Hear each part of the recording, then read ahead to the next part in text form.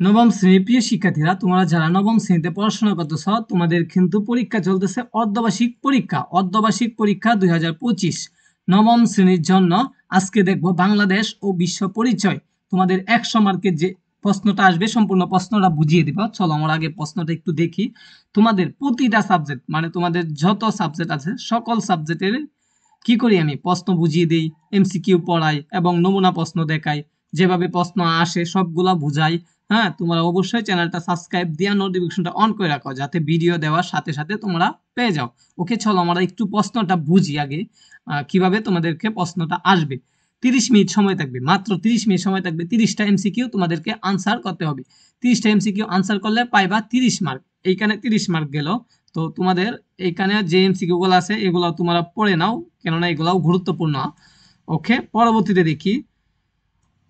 তারপরে আসবে বাংলাদেশ ও বিশ্ব পরিচয়ের কি সংক্ষিপ্ত প্রশ্ন ও সৃজনশীল প্রশ্ন। সংক্ষিপ্ত প্রশ্নতে কত থাকবে? 20 মার্ক।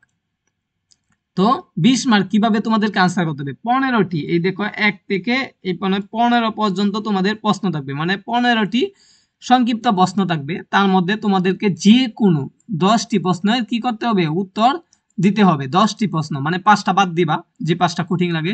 10টা প্রশ্ন উত্তর দিলে পাইবা কত? 20 মার্ক। একটা প্রশ্নের জন্য 2 মার্ক। এখন কত পৃষ্ঠা করে লিখবা একটা প্রশ্ন? ধরো এই প্রশ্নটা তোমরা লিখবা 4 লাইন 5 লাইন লিখে দিবা, তাহলেই যথেষ্ট। 2 মার্কের জন্য 4 থেকে 5 লাইন লিখবা একটা প্রশ্ন। ওকে, আমরা বুঝাইতে পারলাম আশা করি। এরপরে সৃজনশীল, 8টা সৃজনশীল আসবে, তার মধ্যে 5টা উত্তর দিতে হবে। একটা সৃজনশীলে 10 করে, 5টা সৃজনশীলে উত্তর দিলে তোমরা পাবে 50 মার্ক। তো এখানে 50 আর 20 আর এমসিকিউ হলো কত? এমসিকিউ এ হলো 30। এভাবে 50 মার্কের একটা 100 মার্কের একটা পরীক্ষা হবে। চলো আমরা সৃজনশীল গুলাও দেখি। তো সৃজনশীল গুলাও গুরুত্বপূর্ণ, তোমরা একটু সৃজনশীল গুলা ভালো করে পড়বা। দেখো 8 পর্যন্ত সৃজনশীল আসছে।